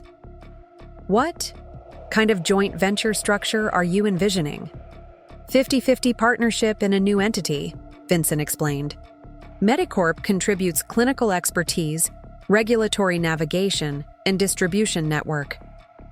Access Care contributes technology innovation, rural implementation experience, and development capabilities. Shared governance, shared profits, shared mission focus. It was a dramatically different proposal from their earlier acquisition attempts. Equal partnership rather than corporate absorption, joint venture rather than vendor relationship. Recognition of Access Care as an equal contributor rather than a junior technology provider. "I'd need to see detailed terms," I replied carefully. "And any partnership would need to maintain Access Care's autonomy for non-joint projects." "Absolutely," Vincent confirmed. "This would be addition to your existing business, not replacement of it. Think of it as creating a specialized division focused specifically on next-level rural healthcare challenges." After extensive discussions with my board and leadership team, we decided to explore the joint venture opportunity. The structure offered potential for accelerated impact on rural healthcare while preserving Access Care's independent innovation culture. Sophia was particularly enthusiastic about the strategic benefits. "This positions you as an equal partner with one of Texas's largest healthcare systems," she observed during our evaluation meeting. "It's recognition of Access Care's established market leadership, not an attempt to acquire or control your innovation." Dr. Rodriguez agreed with the strategic logic. The joint venture could tackle systemic rural healthcare challenges that neither organization could address independently: infrastructure development, regulatory advocacy, comprehensive care coordination. 6 months later, we announced the launch of Rural Health Innovations, the joint venture between Access Care and MediCorp. The new entity's mission was ambitious: developing comprehensive technology solutions for rural healthcare challenges including specialist access, chronic disease management, emergency care coordination, and preventive health programs. The announcement generated significant industry attention, but for me, the most meaningful response came from Dr. Reyes at the Fredericksburg Clinic where we had conducted our first implementation. "Maya," she wrote in an email, "when you first installed that prototype system 2 years ago, I hoped it might help a few of our patients connect with specialists. Today, your technology is connecting rural communities across the entire Southwest with world-class healthcare. You've transformed what seemed like an impossible dream into standard practice." Standing in Rural Health Innovation's new headquarters, a beautifully renovated historic building in downtown Austin that symbolized our commitment to honoring the past while building the future, I reflected on the extraordinary journey that had brought us here. 2.5 years earlier, I had been dismissed from my parents' home with garbage bags of belongings and labeled as worthless for pursuing a vision they couldn't understand. Today, that same vision had not only become reality, but had grown. Beyond my most optimistic projections. Access Care was transforming rural healthcare across multiple states. Rural Health Innovations was positioned to tackle even more ambitious challenges. And my parents had gone from skeptics to supporters to proud advisors in our mission. The transformation wasn't limited to external recognition or financial success. I had grown from a young engineer with a powerful idea into a CEO leading multiple innovative organizations. My team had evolved from a handful of believers working in a converted factory into a distributed network of talented professionals united by shared mission and values. Most significantly, we had proven that innovation could emerge from anywhere, that breakthrough solutions often came from those willing to challenge established assumptions and build differently. The healthcare establishment hadn't solved rural connectivity challenges because they had approached them as adaptation problems rather than fundamental design opportunities. During the grand opening ceremony for Rural Health Innovations, I was invited to address the assembled crowd of healthcare leaders, technology executives, and rural community representatives. As I looked out at faces representing every stakeholder in our expanded mission, I thought about the young woman who had once sat alone in a studio apartment, believing in a vision that everyone around her had dismissed. When I first began developing rural healthcare connectivity solutions, I began. Many people told me the challenges were too complex, the market too small, the technology requirements too demanding. They suggested I focus on easier problems with clearer paths to success.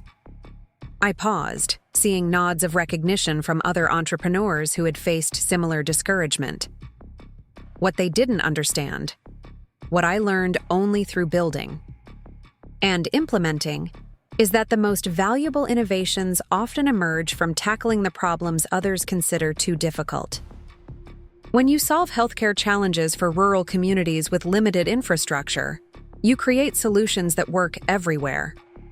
When you design for the most demanding circumstances, you build technology that transforms entire industries. The applause was warm and sustained, but more meaningful to me were the conversations afterward with rural clinic directors, patient advocates, and community leaders who described how our technology had directly improved healthcare outcomes in their communities. Late that evening, as the celebration wound down, I found myself on the rooftop terrace of our new building, looking out over Austin's skyline.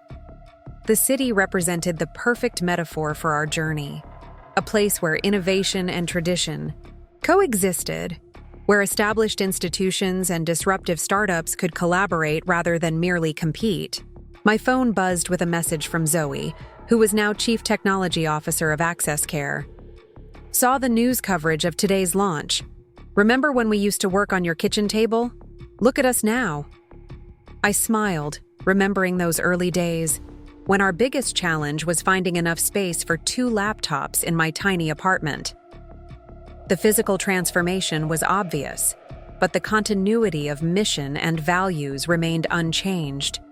We were still building technology to serve underserved communities, still prioritizing impact over profit, still believing that innovation should democratize access rather than create new barriers.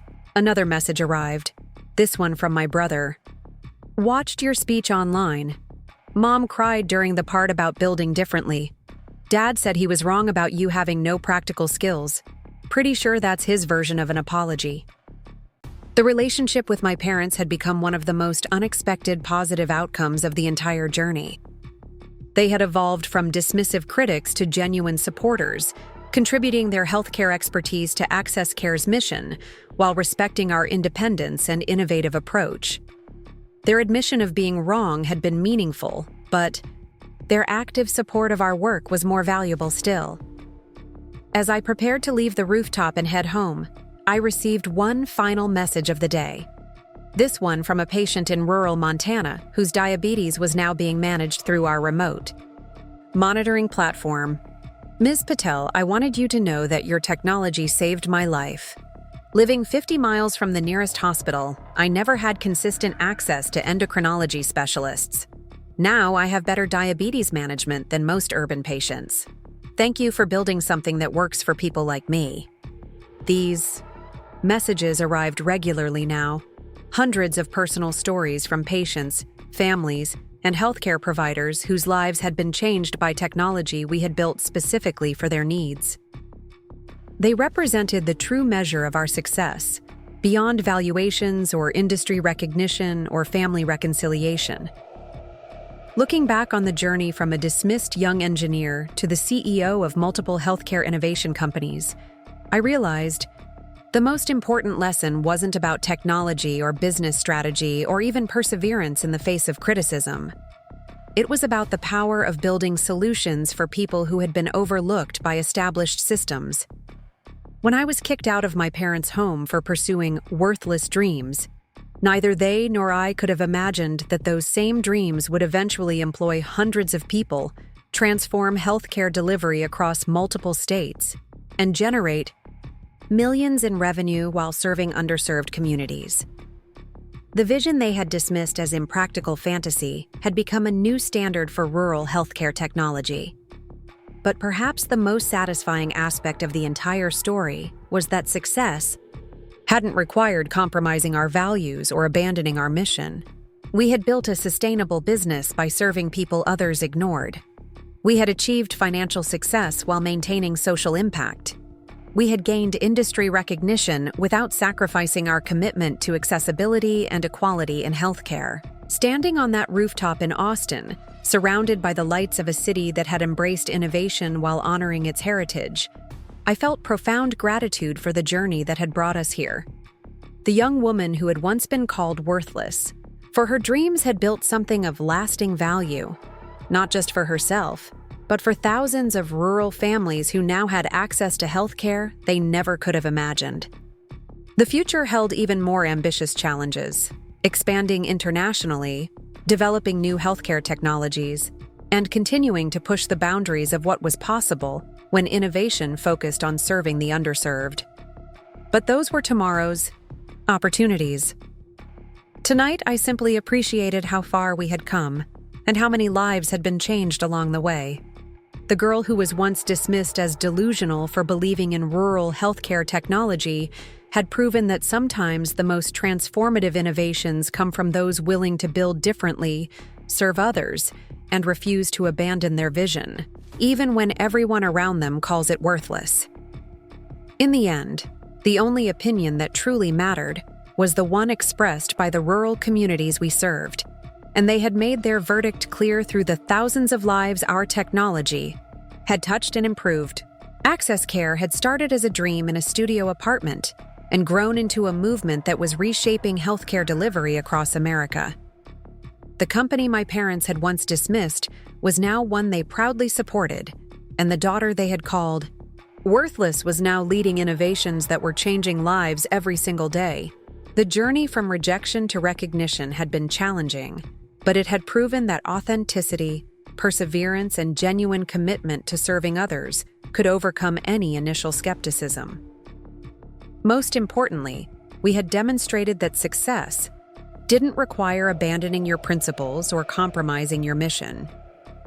By staying true to our vision of healthcare technology that served everyone, especially those who had been traditionally overlooked, we had built something both profitable and meaningful, something that would continue improving lives long after any individual recognition or financial reward had faded. Up next, you've got 2 more standout stories right on your screen. If this one hit the mark, you won't want to pass these up. Just click and check them out. It suits our needs, I replied neutrally, leading them to the conference room rather than my private office. A small boundary, but a meaningful one. What brings you here after all this time? My mother glanced around at the exposed brick, walls, and open workspace. We thought it was time to have a direct conversation about the situation between Access Care and MediCorp. The situation, I repeated. You mean your announced initiative that mirrors our technology? Or Vincent's proposal that would essentially transfer our intellectual property to you? My father frowned. That's not a constructive framing, Maya. We're here to discuss potential collaboration, not confrontation. Collaboration requires mutual respect, I pointed out. That's been notably absent since you packed my belongings in garbage bags and told me I was delusional for pursuing exactly what you're now claiming MediCorp is developing. My mother's expression tightened. We were concerned about your well-being. Throwing away a promising career to chase an unproven concept seemed self-destructive. And yet here we are, I gestured to the office around us. Access Care has secured substantial funding, built a talented team, and is already implementing working technology in rural clinics. The concept you dismissed as fantasy is now apparently worthy of MediCorp's attention and resources. My father leaned forward.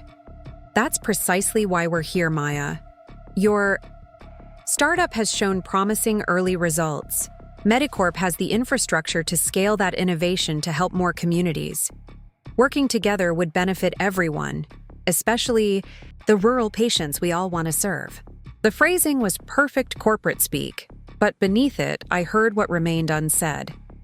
They still didn't believe I could succeed independently. They were offering a face-saving way for me to return to the fold, to have my innovation absorbed by the establishment they represented. I've reviewed Vincent's proposal, I said evenly. The terms are fundamentally one-sided. Access Care would essentially surrender its core technology while receiving minimal benefit in return. The terms are negotiable, my mother countered. MediCorp is willing to be flexible. Are you here as MediCorp executives or as my parents? I asked directly, because those are very different conversations. They exchanged glances, a familiar nonverbal communication I recognized from childhood. My father answered, Both roles are relevant here, Maya. As executives, we recognize the potential value in your work. As your parents, we want to see your innovations reach their full potential without unnecessary struggle. Unnecessary struggle, I repeated. You mean the struggle you created when you cut off my support and told me to get a real job? Or the struggle of building something meaningful without the advantage of established infrastructure? My mother's expression softened slightly. We made mistakes in how we handled your decision, Maya, but our concern was genuine. The healthcare technology landscape is littered with failed startups that had promising ideas but couldn't navigate the complex realities of implementation. And yet, Access Care is successfully implementing right now, I countered, in exactly the rural settings MediCorp has historically overlooked. Which is commendable, my father acknowledged. But early success doesn't guarantee sustainability. MediCorp can provide resources and reach that would take you years to develop independently. I studied them both, trying to separate personal history from professional reality. Were they here because they genuinely saw value in Access Care's innovation, or because they couldn't accept that their daughter had succeeded after they had predicted her failure? Here's what I propose, I said finally. Access Care will complete its current pilot implementations independently. In 3 months, when we have comprehensive data on functionality and impact, we can revisit potential collaboration models. Any partnership would need to maintain Access Care's operational independence and intellectual property rights. My father frowned. 3 months is entirely reasonable, I interrupted. If MediCorp genuinely believes in the value of rural healthcare innovation, 3 months to establish proper partnership terms shouldn't be problematic. My mother studied me with an expression I couldn't quite decipher. You've changed, Maya. Yes, I agreed simply. Building something from nothing tends to have that effect. After they left, I remained in the conference room, processing the encounter. Their visit confirmed what Sophia and Dr. Rodriguez had suspected. MediCorp had recognized the potential in Access Care's approach, but was months behind in development. They wanted to shortcut their way to market by absorbing our work. What troubled Me most was not their corporate strategy. That was predictable business behavior. But how seamlessly my parents had transitioned from dismissing my vision to trying to claim it for their organization. They had called me delusional when I was building alone, yet now presented themselves as visionaries for recognizing the same concept. My phone buzzed with a text from my brother. "Mom and Dad just left your office. How did it go?" I replied, "Honestly, professionally cordial, personally complicated. They want Access Care's technology under the MediCorp umbrella." His response came quickly. "Not surprised. Dad's been in strategy meetings about rural healthcare innovation for weeks. Your success has them scrambling." This confirmed my suspicions. My parents hadn't had a change of heart about my vision. They had simply recognized its market potential now that others had validated it. The innovation they had once dismissed, as fantasy, was now valuable enough to pursue, but they still couldn't accept that I might succeed with it independently. The next morning, I called an emergency meeting with our leadership team, including Sophia and Dr. Rodriguez. I explained my parents' visit and MediCorp's apparent strategy. They're trying to position themselves as pioneers in a space where they've shown no previous interest, I concluded. If we wait 3 months to respond, we maintain our implementation advantage while assessing their actual development progress. Zoe looked skeptical. What's to stop them from claiming they've been developing similar technology all along? Classic corporate strategy, but it confirmed my suspicions about their true intentions. They didn't want a partnership. They wanted to position themselves for eventual acquisition by creating market uncertainty about our stability. I forwarded the message to Sophia, who responded immediately. "Not surprised, but useful confirmation. Changes my view of how we should respond to their offer." We convened an emergency leadership meeting, sharing Dr. Reyes's discovery with the team. The implications were clear. MediCorp was pursuing multiple strategies simultaneously, proposing partnership while working to develop competing technology and undermining market confidence in our stability. "So, what's our counter strategy?" Jason asked, always focused on operational responses. "Do we decline their offer outright? Issue a public statement about their tactics?" "Neither," Sophia advised. "Direct confrontation with an established player like MediCorp would position us as defensive and potentially unstable. Exactly the market perception they're trying to create." Dr. Rodriguez nodded in agreement. "We need to focus on accelerating implementation and demonstrating stability, not engaging in corporate politics." "What if we use their offer strategically?" Zoe suggested. "Accept a modified version with stronger protections for Access Care, then leverage MediCorp's network to rapidly expand our implementation footprint before they can develop competing technology?" It was an intriguing approach, using their resources to strengthen our market position while protecting our independence. But it carried significant risks, particularly if MediCorp's true intention was eventual acquisition rather than genuine partnership. "There's another option," I said slowly, an alternative strategy forming in my mind. "What if we decline their investment offer but propose a limited implementation partnership instead? We maintain complete independence while gaining access to their clinical network through a service agreement rather than equity investment." Sophia considered this thoughtfully.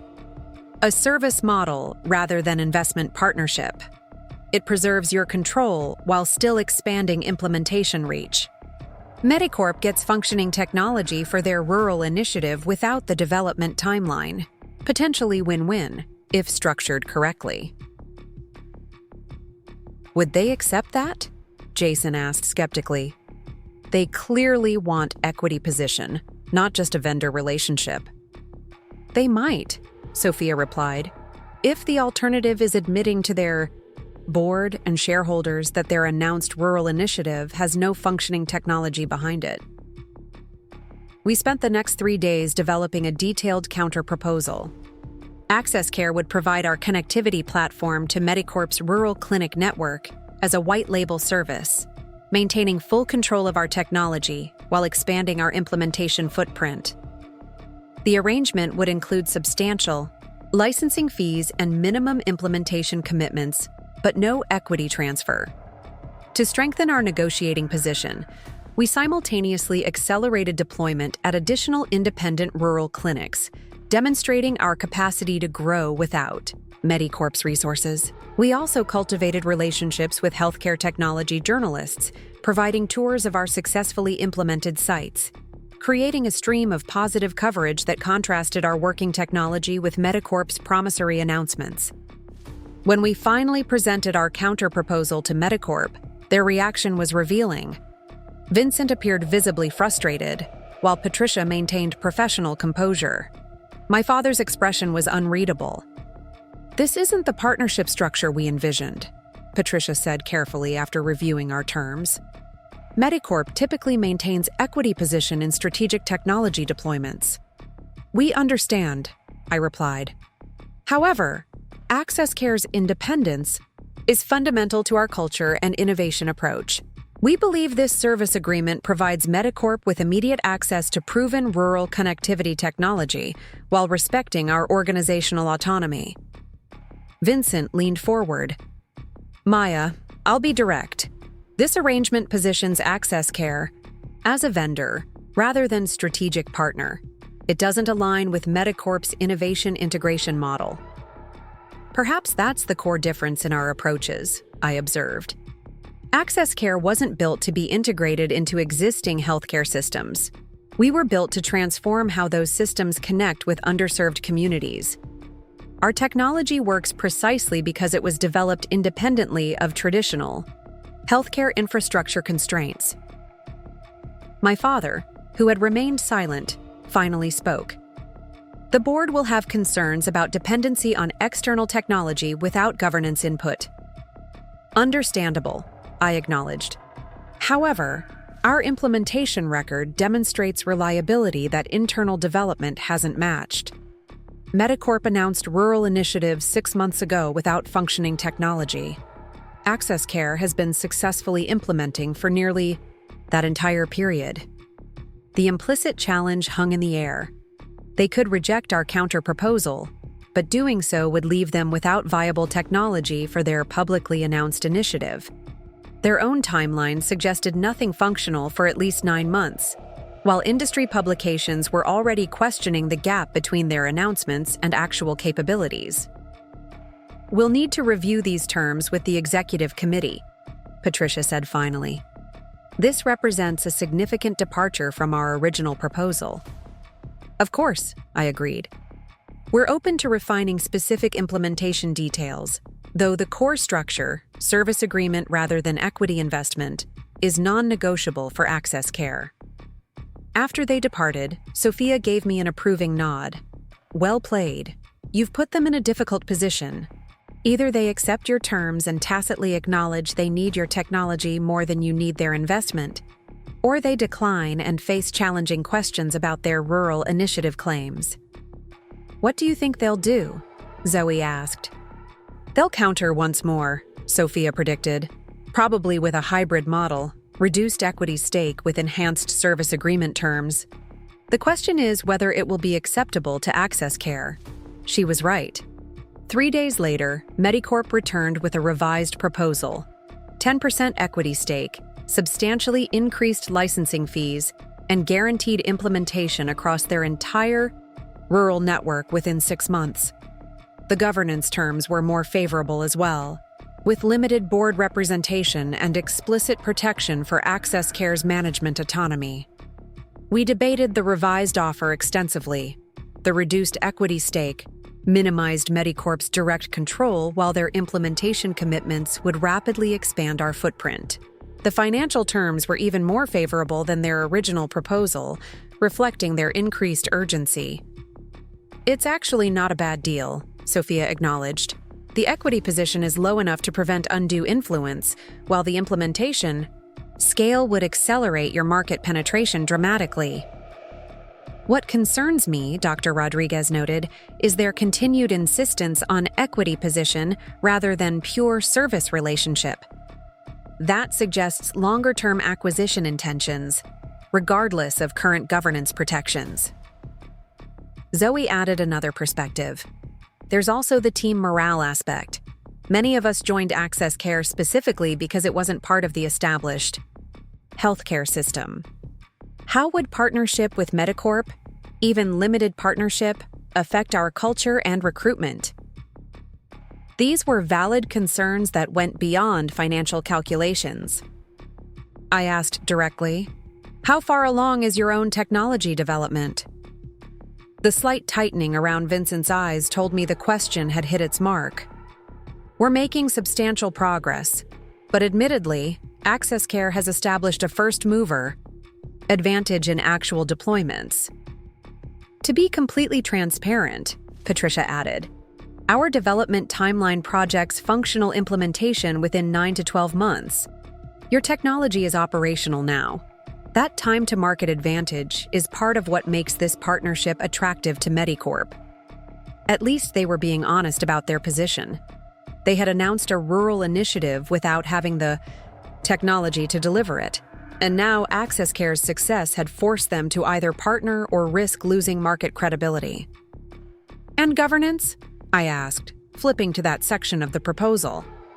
How would decision-making be structured in this partnership model? Access Care would maintain operational independence, Patricia explained. MediCorp would have representation on your board proportional to our investment, but day-to-day operations and technology development would remain under your leadership.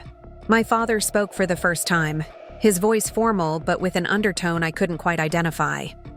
Maya, this partnership would give Access Care immediate access to MediCorp's entire clinical network, resources that would normally take years to develop independently.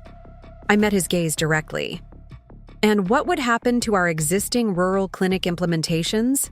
The partnerships we've already established with facilities outside the MediCorp network? Those would continue unchanged, Vincent assured me. In fact, we see those relationships as valuable extensions of MediCorp's reach into communities we've historically underserved. I closed the folder, considering our position carefully. The offer was substantially better than I had expected. A genuine partnership proposal rather than an acquisition attempt disguised as collaboration. But something still felt off about the timing and urgency. We appreciate MediCorp's revised proposal, I said finally. It's significantly more aligned with Access Care's vision than previous discussions. We'll need time to review the details with our board and investors. Of course, Patricia nodded. We understand this requires careful consideration. However, given market dynamics, we would appreciate an expedited review. Healthcare technology moves quickly, as you know. Translation. They needed an answer before their lack of actual rural technology became more widely known in the industry. The Healthcare Technology Journal article had already exposed the gap between their announcements and actual capabilities. We'll provide our response within 2 weeks, I promised, a timeline that would allow thorough evaluation without unnecessarily prolonging the process. As the meeting concluded and the executives gathered their materials, my father lingered behind. Once the others had exited, he turned to me with an expression I hadn't seen since childhood, a mixture of reluctant pride and genuine uncertainty. You've built something significant here, Maya, he said quietly. More substantial than I anticipated. Coming from him, this was tantamount to a profound apology. Still, I maintained professional distance.